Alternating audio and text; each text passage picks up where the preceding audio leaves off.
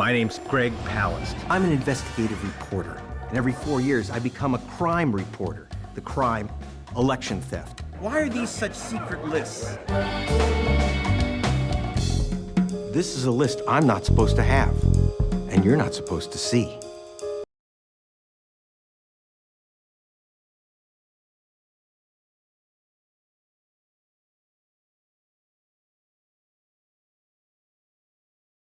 Look, I've been reporting on U.S. elections shenanigans since Florida 2000. That's 16 years. Now, the problem is I can't report this in U.S. newspapers or on the U.S. tube. I report this for BBC television and The Guardian. And lately, I've been in Rolling Stone magazine. But why? Why do I have to leave my own country to report about my country's elections? The answer is because what I've discovered is that our elections are rigged. Donald Trump is right. Our elections are rigged. The problem is it's his boys and the billionaires who've been rigging the elections. It started in 2000.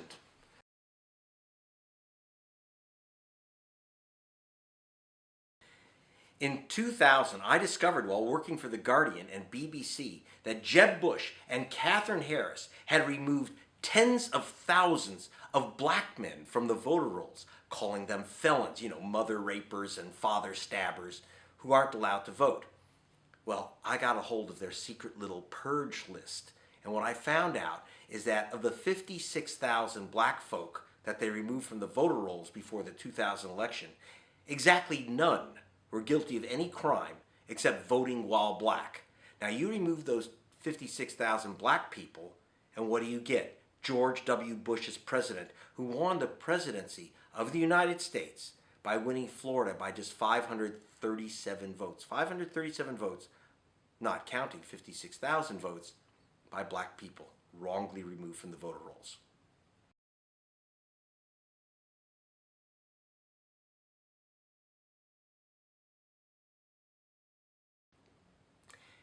Something brand new. Donald Trump says the election's rigged. It is. He's rigging it. His buddies have come up with a system called interstate crosscheck. And here's how it works. See, the Trumpster said that people are voting many, many times. Now, he's not just talking through his comb over. This is serious stuff because his minions are acting on it and removing literally hundreds of thousands of voters from the voter roll on the accusation that they've committed the felony crime of voting more than once. Example, James Brown Sr. in Georgia voted, and then he voted again. Of course, under the name James Brown Jr. That's the problem. They are accusing hundreds of thousands. In fact, their suspect list includes 7.2 million Americans accused of voting twice, a felony crime. Can you imagine? And the result is that by November 8th, 1 million Americans are going to find their names removed from the voter rolls. So take a look at this. It explains how crosscheck works and how it can fix the election. This is a list I'm not supposed to have, and you're not supposed to see. It's a list of 7,200,000 voters. Maybe you're on the list. If your name's on this secret list, your ballot can get canceled. Legally, this is no joke. Why? Because you've been accused of voting twice. Who in the world would be so devious, so slithery and deceitful that they would accuse millions of Americans of committing the felony crime of voting many times? This voting system is out of control. You have people, in my opinion, that are voting many, many times. Voting many times, Donald? You claim millions of Americans commit voter fraud? That's how they plan to steal this election. How do I know? How do I get these lists? I'm Greg Palast. I'm an investigative reporter. Back in 2000, I was working for BBC television, and I uncovered a list of 56,000 black men and women who were scrubbed off the voter rolls of Florida. That list stole the presidency for George W. Bush. Now, In 2016, I've uncovered a list that's bigger, that's nastier, and that stinks of the worst Jim Crow trickery. The trick is called Crosscheck, and it's ethnically cleansing the voter rolls of 29 states, mostly controlled by Republicans, including the swing states of Ohio and North Carolina. They simply find a voter who has your first and your last name. Then you and the other Maria Hernandez both lose your votes, even if your middle names are different. Even if you're father and son, they're gonna take away your vote. So how would Crosscheck steal an election? I'll check out the names on the list. Hernandez, Wong, and nearly 250,000 Jacksons. In other words, voters of color. In the swing state of Virginia, they've already removed the voting rights of 41,000 Americans, accused of the crime of voting twice, yet they haven't arrested one. In 1965, Martin Luther King and a courageous few gave their blood to win the Voting Rights Act. Then, in 2013, the act was gutted. The result? Crosscheck. When Crosscheck rolls out to the other states, 1 million of you will lose your right to vote this November. That means more than swiping the White House. It means swiping control of the House and Senate. That's their real goal. Want to know who's behind this ugly business? A small circle of men who believe their billions are worth more than your ballot. Black votes matter. Asian votes matter. Latino votes matter. Your vote matters. But not to these guys. With this Crosscheck list, they're gonna take us back 50 years to the time when your right to vote was determined by the color of your skin. This is lynching by laptop. But instead of white sheets, they're using spreadsheets. Let's expose it. Then we can stop it.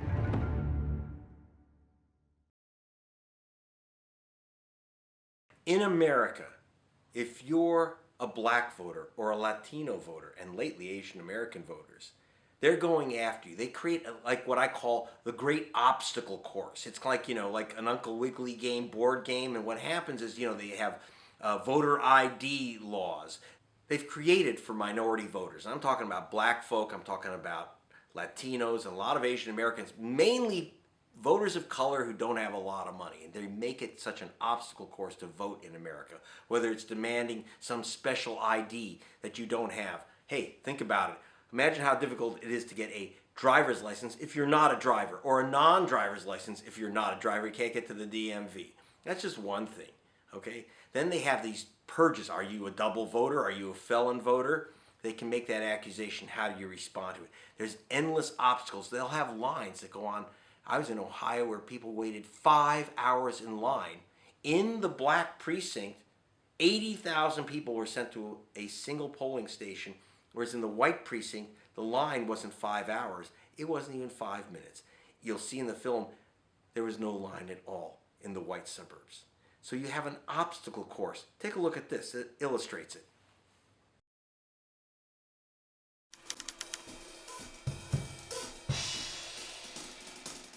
In fact, over 2 million ballots, not just absentees, are cast and not counted. That's official. They call it spoilage. How do votes spoil? Not by leaving them out of the fridge. There are 10 ways to spoil your vote or wipe away your registration. Think you're registered? This election, over 3 million of you will find your registration go poof. They toss out your mail-in ballot because you've used the wrong envelope for postage due, forgot to add your middle initial, fly poop on the ballot, or you didn't fill in the bubble.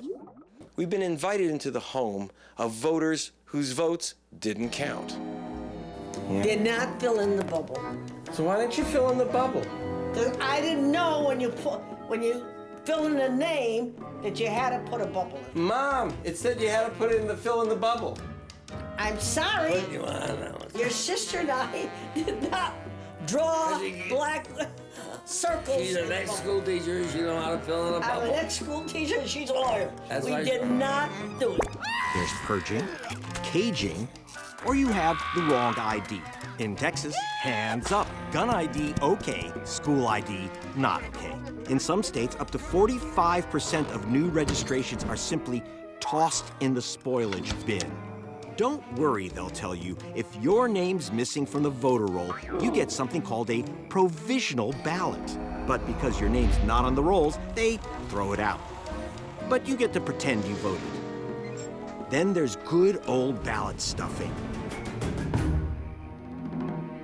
Whose votes get thrown in the spoilage dumpster? According to the U.S. Civil Rights Commission, the chance of your vote spoiling is 900% higher if you're black than if you're white. For voters of color in the USA, voting has become some kind of crazy obstacle course.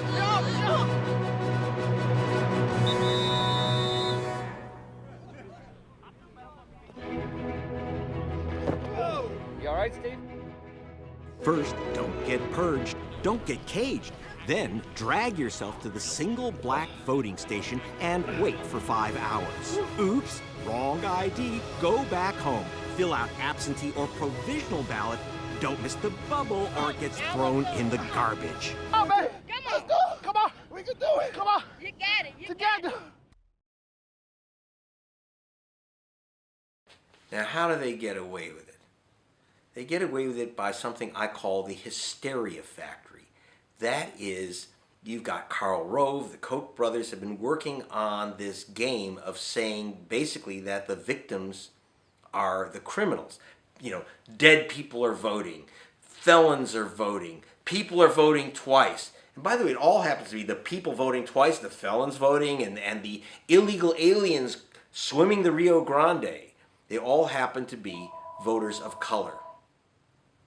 The same day that Donald Trump was exposed for his little tape on the bus where he could touch various things on various women, what was missed that day is his claim that 1 million Mexicans have swum across the Rio Grande to vote in our elections. Now that'd be laughable except for one thing, that you have Republican officials who are slicing through voter rolls, finding anyone with a Hispanic last name, Hernandez, Rodriguez, Garcia, and removing them, challenging them as un-Americans, non-Americans, alien voters. In our film, we show that. We have a spaceship coming down that says, Viva Hillary, and a bunch of little alien space creatures wearing sombreros who have arrived just to vote in our elections. It's laughable, except, for example, in Florida, where they tried to remove 181,000 Hispanics. And it turns out, while they removed tens of thousands of people from the voter rolls in Florida, in fact, they arrested only one person for committing this crime of voting while not being a U.S. citizen, a Republican from Austria. Okay, you have two conflicting visions in this election from the Republicans and the Democrats. Both are dead wrong. On one hand, you have the GOP claiming that there's all kinds of voter fraud going on. Literally 1 million people from Mexico coming in to vote in our elections. We have tens of thousands of felons voting in swing states. We have people, 7.2 million suspects voting twice, voting in 2 different states in the same election of felony crime. The dead voting. Ghost voters, you know, people voting from addresses that don't exist. All of it is completely phony. Completely. Okay, North Carolina removed 35,000 voters on suspicion that they voted twice, but they arrested and convicted none. Virginia removed 41,000 voters on the accusation that they may have voted twice. The number that they arrested for this crime, none. Okay, getting the picture? Florida, alien voters, 181,000 accused, tens of thousands removed from the voter rolls. They arrested and convicted 1. In one state, they had Karl Rove and the GOP challenged the votes of tens of thousands of soldiers. We showed this in the film. Tens of thousands of soldiers because they weren't home. They said they were voting from phony addresses. What's happening here is that there's this endless hysteria. We call it the hysteria factory that's been generated by the media. And left or right, the media has been eating it up. That there are dead voters and double voters and illegal voters and felon voters. But people are not willing to risk going to jail for 5 years to vote in their school board election or even one vote for president. It ain't going to make a difference. But on the other hand, the Democrats say, oh, this is the world's gold standard of democracy. How dare anyone say that American voting is anything but Jeffersonian, a pure vision of democracy in action, and that no one ever rigs an election, no one ever challenges an election. That's completely frickin' nuts. Because in fact, we've had more elections stolen than not, okay? Let me tell you this. Bobby Kennedy and I, my co-investigator and co-writer at Rolling Stone, figured that in the 2008 election, 6 million votes were stolen from the Democratic Party, mostly voters of color. Just that Obama overwhelmed it. You can't steal all the votes all the time. George Bush won the presidency by 537 votes after 56,000 black men were removed from the voter rolls.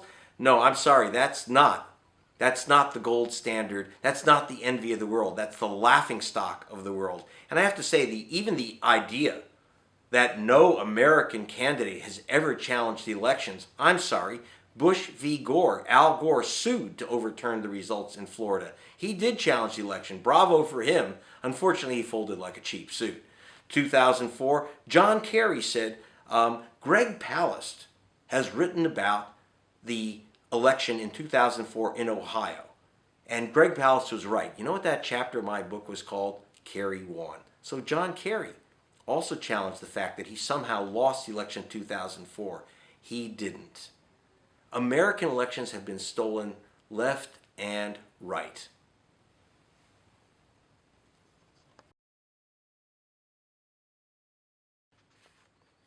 So the question is, who's behind these voting games? The answer, behind these voting games are a bunch of billionaires.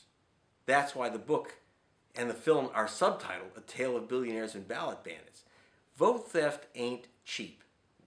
Someone has to pay to create this hysteria about double voters and dead voters and alien voters, okay? That costs millions of dollars to goose the media to adopt this myth whole. So for example, sorry. Okay, number one behind the vote thieving, number one behind the vote fraud propaganda are two guys named Charles and David Koch. Now, they've been funding this game for a long time. I've been following these guys for 2 decades, long before they were known. In fact, when I started writing about them in The Guardian, I called them the richest guys you've never heard of. Take a look at this.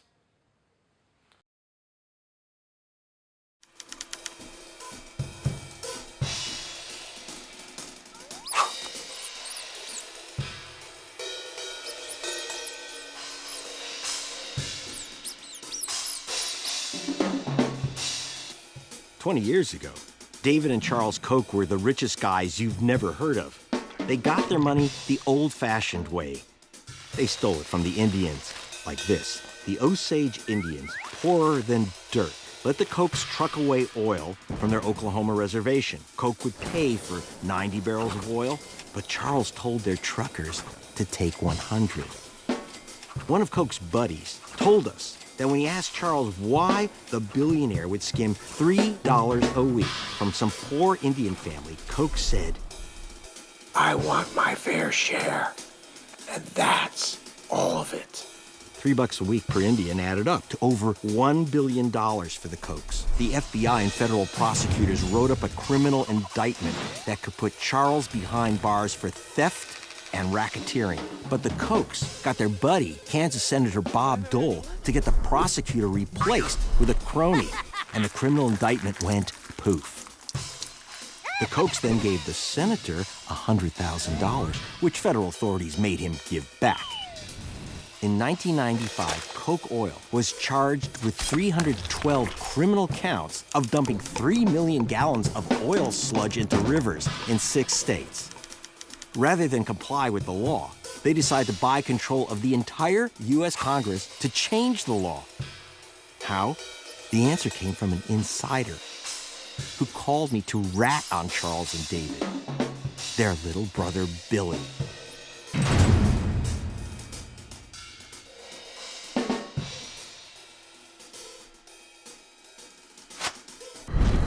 Triad? Holy mama! Triad was the secret conduit of those millions to a front called Coalition for Our Children's Future. The children ran ads linking Democrats to child molesters, wife beaters, and they accused one Democrat of being Jewish. Oy vey, the smear worked, and the Koch Republicans took control of the 105th Congress. If Koch Industries had secretly funded Triad, then the brothers had committed a go-to-jail crime. At the time, it was illegal for corporations to grease political campaigns. Doesn't matter. In the case of Citizens United, the Supreme Court decriminalized campaign contributions by corporations like ISIS, Inc. and Manson and Company. Billy Koch also told me that his brothers had put up over $75 million to set up a series of think tanks and front groups, including Citizens for a Sound Economy, which the Kochs morphed into Freedom Works, which drafted the demands of a group of cross-dressers called the Tea Party. Their first target, eliminate the EPA, the Environmental Protection Agency, the pollution police, giving the Kochs such a hard time. The Kochs also fund the Heritage Foundation, which promotes the mass purge of voter rolls. And the Heritage Foundation's latest crusade? Kansas Interstate Crosscheck. I get Badpenny on the case. Connect Mr. Crosscheck Kobach Okay, pay attention. and the brothers Koch. Koch brothers. They've hired Whitney Ball to run their money funneling outfit, Donors Capital Fund, State Policy Network, Heritage Foundation, Foundation of American Integration Review, Delancey. And you would think that Jim Crow rose from the dead. Delancey, $100,000 in legal Kansas for a bill Crosscheck. called SB 1070, which is an unsold the Kowski, John Ashcroft, through the voting anti-immigration donors trust. Over $1 million to Numbers USA. 100,000. Farmers Branch, Texas. Kris Kobach. Got that? So the Kochs shoved a pile of cash to Donors Trust, which gave a cool $1 million to Numbers USA, which dropped 100 grand on Farmers Branch. And that's the mystery money that went to Kobach. So Kobach's just another spider in the Koch web, taking their cash, and now he's bleaching the voter rolls for the Kochs.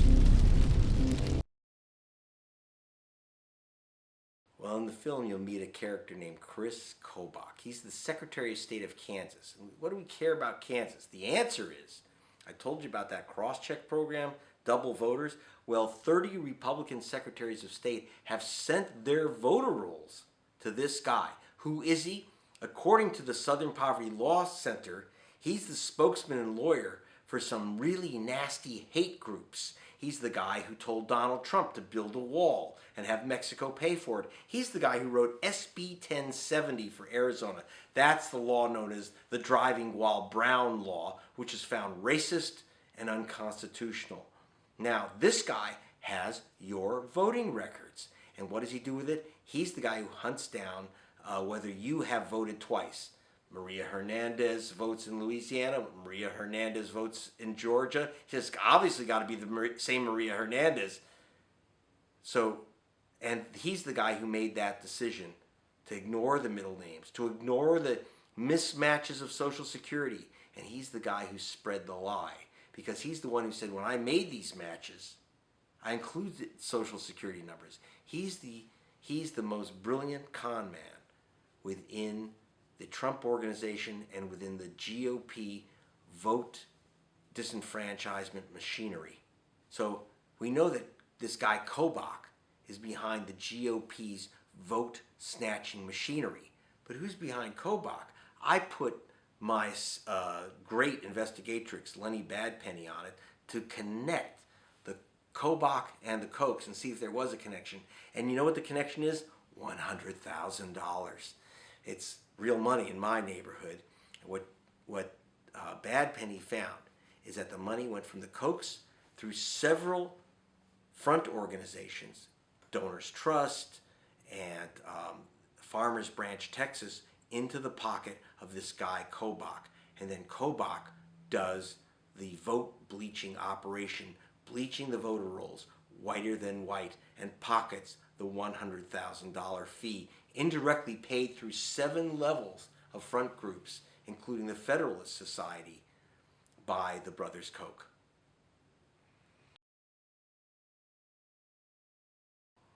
Look, Daddy Koch began the operation. He made his billions by building refineries for Joe Stalin. I kid you not. Now, then he comes back to the U.S. After lining his pockets with Joe Stalin's blood money, and he forms a big anti-communist, anti-Stalin organization called the John Birch Society. What the John Birch Society starts is a whole racist attack, again, on voters. They were at the forefront of trying to stop the Voting Rights Act and the Civil Rights Act. That failed, but the baby Kochs, Charles, David, and Billy, have set up organizations and funded organizations to make sure that the vote munching machinery continues on. Now, was Daddy Koch really an anti-communist? He wasn't pro-Stalin. Was he suddenly anti-Stalin? No. The only thing that a billionaire wants is another billion. This is not about ideology. It's not about partisanship. In fact, David Koch was going to run for governor of Kansas as a Democrat. They backed Bob Dole for president with $100,000 in illegal campaign contributions. They got caught. They had to give it back. Except Slick Willie, the governor of Arkansas, who was running for president, Bill Clinton, also got $100,000 from the Kochs, and he didn't have to give it back because he took it through something called the Democratic Leadership Council. So, by the way, you're saying to yourself, wait a minute, they backed Bill Clinton and they backed his opponent, Bob Dole, because the Kochs know. You don't bet on a horse when you can own the whole damn racetrack. That's how they operate. It's not partisan. It's not philosophical. They're not right-wing. They're not left-wing. They're not Republicans. They're not Democrats. They're Kochians. And what they want is one thing, the next billion.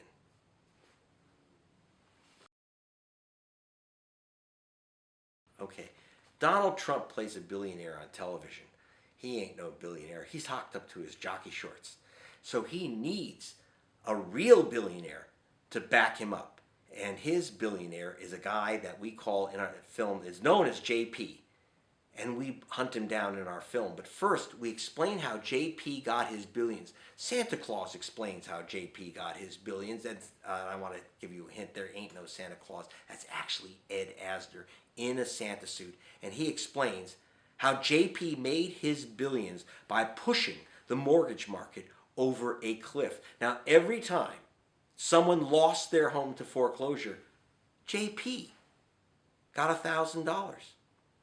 That way, everyone, you lose your home, JP makes $1,000. No kidding. That's how he set up an operation which was called fraudulent by the Securities Exchange Commission. His partner, Goldman Sachs, got a $500 million fine. His assistant got charged with the fraud. JP, he got nothing but a tax break because he made $5 billion in a single year from this scam. We show it in the film in cartoon form, so you won't forget it. And I got to tell you, so did JP go to prison? No. He just got a tax break. And what he's concerned about, the reason he's putting his money behind Trump is because he scored that $5 billion. One, he stayed out of prison, but now he has to make sure he doesn't pay taxes on it. And Trump's going to take care of him. We have a second billionaire we hunt down named Paul Singer, known by everyone, not just us, as the Vulture. Now, the Vulture made his billions, well, let's put it this way. You don't get called the Vulture in business because of your happy business practices and your ethical business practices. He figured out a way, this character, to take the money meant to end a cholera epidemic in the Congo. You see this in our film, I Go to the Congo. He seized that cholera medicine money. He also brought Argentina to its knees, and he brought a third world nation called Detroit to its knees. And as we show, we bring him into our film in cartoon form, his wings flapping, but we also jump the guy, or we try to jump the guy when he, and to ask him about his ill-gotten gain. You get to meet the billionaires, the real billionaires behind the television billionaire in the film The Best Democracy Money Can Buy. Does the Vulture use his Vulture tactics on the U.S. just as he used them on Argentina and the Congo? The answer is yes. For example, we have a wonderful cartoon. It'll make you laugh. It'll also make you sick. Because the Vulture and his buddy JP, you remember him, the foreclosure king, they swooped down and attacked the third world nation known as Detroit. They grabbed General Motors by the parts. That is, they secretly took over General Motors parts division. You know, we used to call it Delco, you know, remember Delco batteries? Then it became Delphi Auto Parts. And then they decided that they were going to squeeze the U.S. government. In fact, what they told the U.S. auto czar when we had the auto bailout was that if you don't give us $12 billion, we're going to cut off GM's parts. So they got their $12 billion. Now, the U.S. Treasury called it extortion. You can call it anything you want, but those billionaires got away with $12 billion of our money.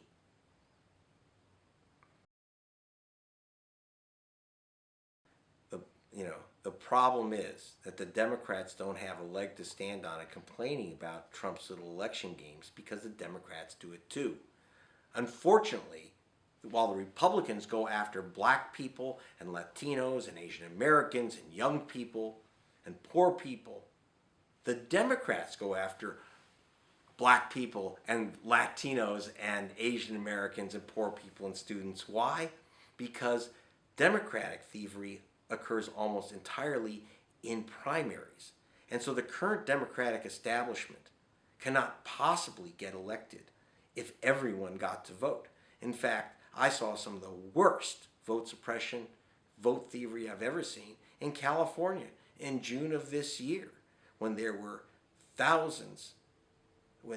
when there were literally 1 million votes never tallied in the state of California because of complexities created by the Democratic leadership of the state. So, for example, in California, 3 out of 4 independent voters, they call them NPP voters, were in favor of Bernie Sanders, whereas 2 out of 3 Democratic regulars were for Hillary Clinton. So all they had to do was get rid of those independent voters and Hillary Clinton wins. How did they do that? Well, in order to cast a ballot in the Democratic primary, if you're an independent voter, which you're allowed to do, you had to get a special ballot called an NPP crossover Democratic Party ballot. In some counties, if you didn't ask for the NPP crossover Democratic Party ballot, you didn't get a ballot at all. Or they gave you a provisional ballot. Now, you're not entitled to a provisional ballot if you are, in fact, entitled to a regular ballot, so your provisional ballot is thrown out. There were nearly 1 million of those. On top of it, hundreds of thousands of independent voters were given Democratic Party ballots which did not have the little crossover designation on it. So the little old lady behind the desk gave you a ballot which was then thrown away after you cast it. In all, Sanders voters found that 750,000 of their votes were never tallied.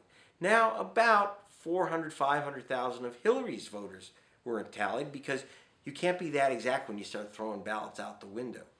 But all in all, it looks to me as if Sanders probably won the California primary. We'll never know, because you know what? They still haven't counted the votes.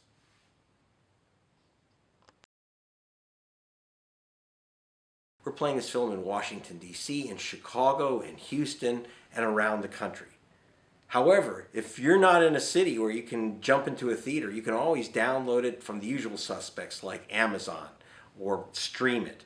And if you still don't know where to go, just go to gregpalast.com. And by the way, you can still, until Patriot Act 3 goes into effect, read the book, The Best Democracy Money Can Buy, A Tale of Billionaires and Ballot Bandits. Now, you want to see the movie because it has Rosario Dawson, it has Shailene Woodley and Willie Nelson, Ice-T, and Richard Belzer. I fall asleep at a bar and I don't know where to go next on my investigation. And out of the TV pop the Law and Order detectives Munch and Ice-T. That is Belzer and Ice-T. So we have a lot of fun in this film, but it's deadly serious. You'll enjoy it. But if you can't get to a theater, download it or go to gregpalast.com. You can get the DVD, by the way, at Amazon or the usual suspects. But the other thing you can do is get the comic book. We've taken the movie and made it into like one of those Spanish telenovela comics where you get the images of Rosario Dawson, Ice-T, and Willie Nelson, the rest of the gang, and with word bubbles. It's a lot of fun, and there's no charge for the comic book. Go to gregpalast.com. That's gregpalast.com. Hit Get Me the Comic. You can get that.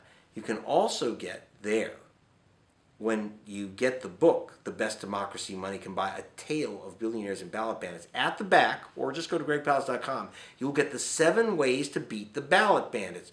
It's a way that you can protect your own vote. It's simple things you can do. In fact, to protect your ballot, we call it the ballot condom, 7 ways to beat the ballot bandits. For example, register to vote. You say, what do you mean register to vote, Palast? I've been registered for 20 years. I've been going out to that high school down the street for 20 years. They're literally wiping out the voter registrations of millions of Americans, especially voters of color. If you fall into that not acceptable to the 1% category, you better check your registration and re-register. One weird trick is they never remove you a second time, so re-register.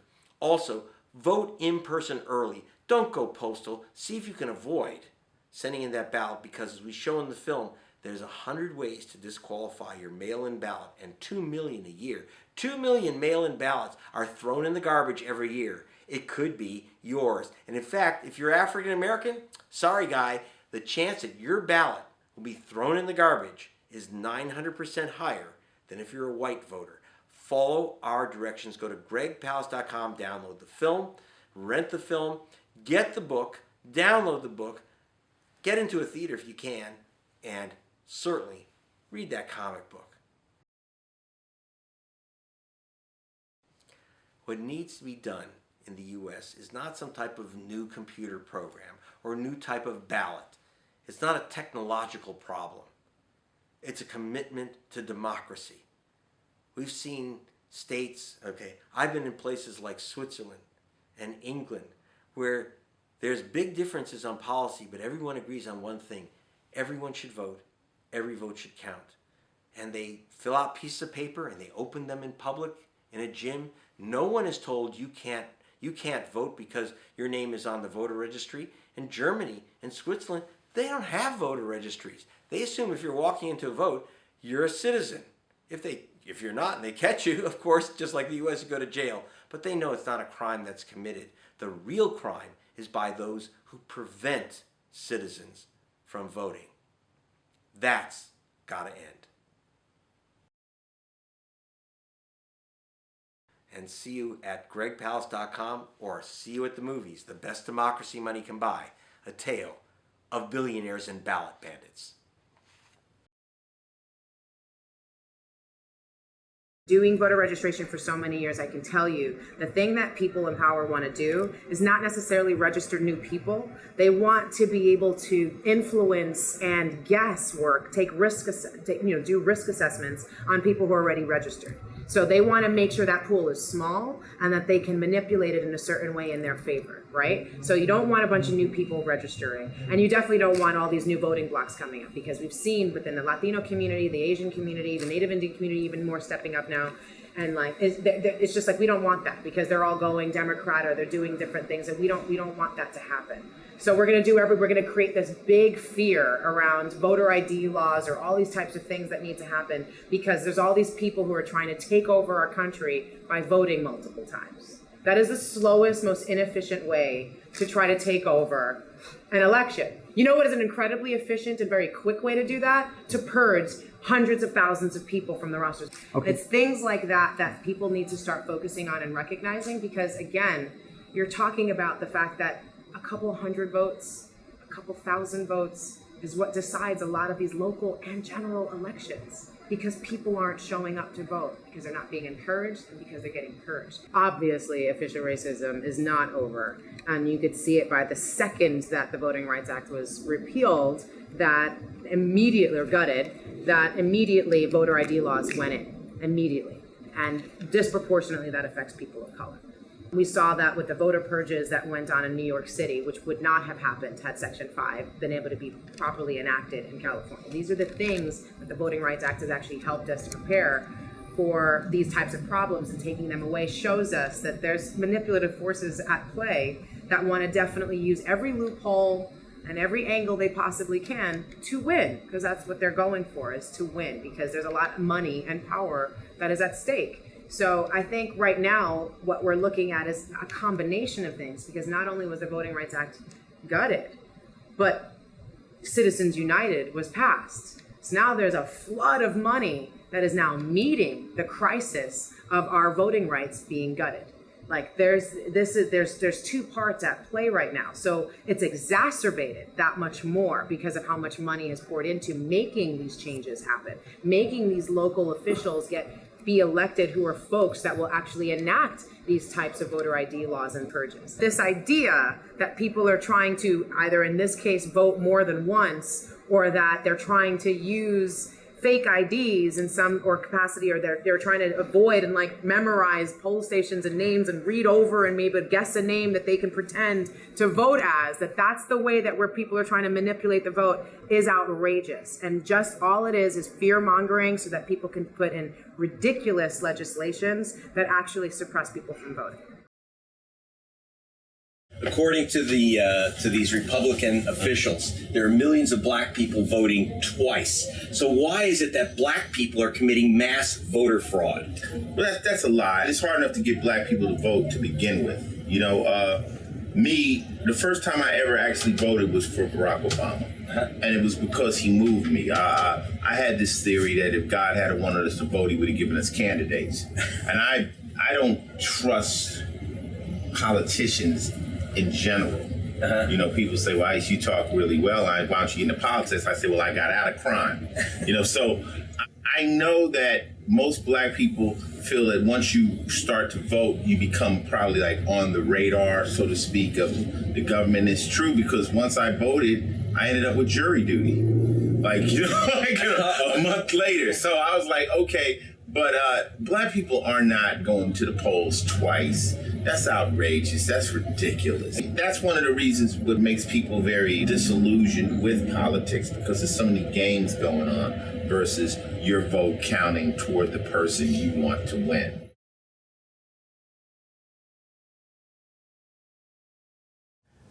When you follow the money, it's extraordinary where the trail leads.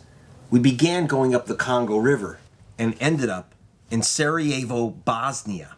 Take a look at this. This is a document from the police files of Sarajevo, Bosnia. Now, I don't read Serbo-Croatian, but this I could read. Debt Advisory International. That's the corporate front of a man who goes by the name of Goldfinger.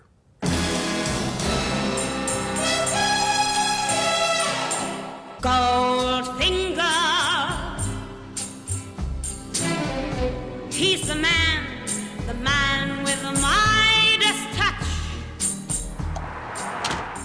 Who is Goldfinger? We know that Michael Francis Sheehan owns Debt Advisory International, which manages vulture companies run out of the British Virgin Islands, including one called Donegal, which is suing Zambia.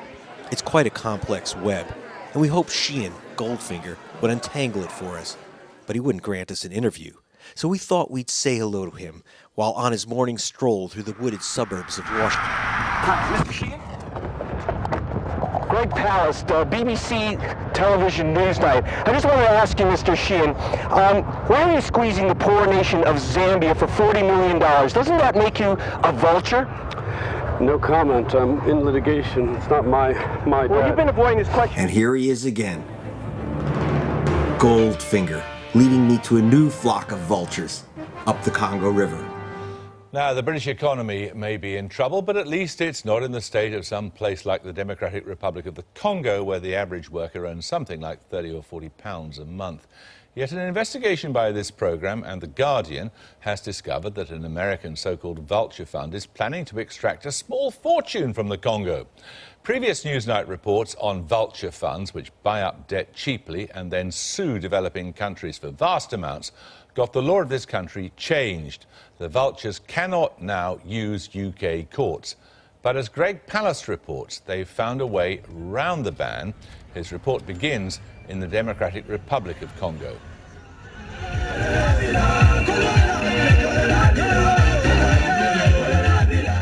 I'm heading out of the capital, Kinshasa. A cholera epidemic is sweeping the country. I'm driving to an encampment where the victims are cared for in quarantine. It's still a struggle for the people here, in a nation just now recovering from years of civil war. This place is what we call a cholera treatment center, here set up in Kinshasa, part of the town called Kinkabwa. They've already treated 8,000 cholera patients, including 11-year-old Edoma Ensako. He had cholera, but now he's better. It's simple. What's needed here is clean water. The question is, why don't they have it? Here's what's happened. A financial speculator known as a vulture has blocked the Congo receiving $100 million, which the vulture wants for himself. In this village, the British government and UNICEF dug a well. At a cost of less than $2,000, they were able to provide clean water, cholera-free water, for 400 people. That still leaves 50 million Congolese without clean water.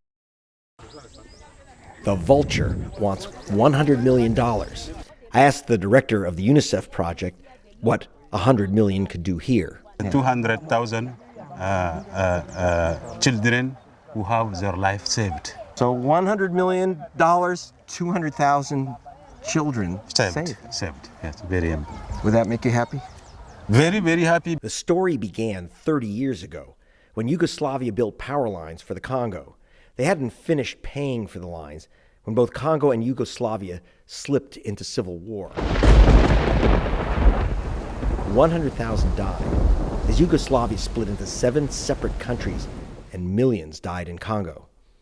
Somehow, in all this mayhem, vulture speculators obtained the right to collect that power line debt owed by the Congo. The vultures paid just $3 million, but they've demanded $100 million from the devastated African nation. I smelled corruption, and the rotten scent took me over 3,000 miles from the Congo to darkest Europe, to Sarajevo, Bosnia. I've come here, to Sarajevo, the center of another bloody conflict, to find out how the vultures got their hands on this debt. I've obtained information that the 2 key players are these men. First, an American, Michael Sheehan, and second, Bosnia's own former prime minister, Nedjad Brankovic. The pylons for Congo were made here at the state-owned company called Energo Invest. The company once was the powerhouse of the Bosnian economy. Now police are investigating how its assets were stripped, leaving the company in ruins and thousands unemployed. 10 years ago, the state-owned company was being run by Mr. Brankovic. He became prime minister, but had to quit after he was indicted for corruption. Drew Sullivan and his team at the Center for Investigative Reporting in Sarajevo are the ones that took down the prime minister. Well, this is the apartment that cost him his job as prime minister. Oh, what happened? Well, how did it cost him his job? Well, the government bought this apartment for $240,000 and then said it didn't need it, and he bought it off the government for a very low price. How much did he pay? Paid $800. 800 bucks. Yeah. So wait, government paid 240,000. A week later, he picks up for 800. Yep. Is that considered corruption here? Well, they indicted him for it. Brankovich was indicted, but the case had to be dropped last year after all the paperwork mysteriously disappeared. But at the same time as Mr. Brankovich was buying state property on the cheap, he was also talking about the old Congo debt with the Vulture. This is the man, Michael Sheehan. Familiar? In 2001, he signed a deal with the Bosnian Brankovich's people to see if he could get a cut. The transaction was more than suspect. Time to see the cops. This is the office of the chief of the financial police. We obtained a police report, never before made public. It says Brankovich secretly arranged to sell Goldfinger's friends the debt for just $3 million, and that this was a crime. Was it illegal for Brankovich to sell the debt off to the Vultures? Of course it is illegal. That's why we filed a criminal complaint. And this crime is abuse of power. We have identified the criminal intent, the elements of the crime, and who did it. So why would Brankovich do this? What's his motive? We ask ourselves that too. Every crime has a motive. Did you find any evidence of a motive? If something is worth 100,000 euros, say, and you sell it for 10 or 15,000, you tell me what's happening there. If Brankovich is convicted, can he go to jail for this crime? He must. He should go to jail. I met with the whistleblower who tipped off the Bosnian investigators. Izet Spahic is a senior army veteran, a brigadier general. The brigadier told us that Congo was prepared to do a deal over the debt. It would include new work for Bosnia's Energoinvest, but the Vulture scam killed it. Did you speak to Mr. Brankovich about this? Yes, of course, I confronted Mr. Brankovich. He created this whole situation, and he said it was all long ago in the past. Never again should Vulture funds be allowed to ruin the work of decent people on decent projects. They're monsters. I just can't understand why Bosnians would do business with them.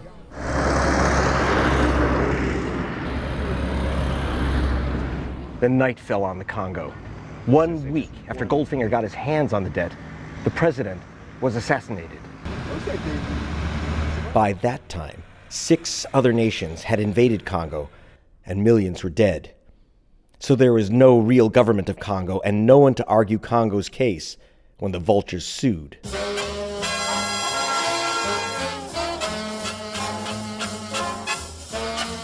Then, the story switches from Congo to the real heart of darkness, New York City, home of FG Hemisphere.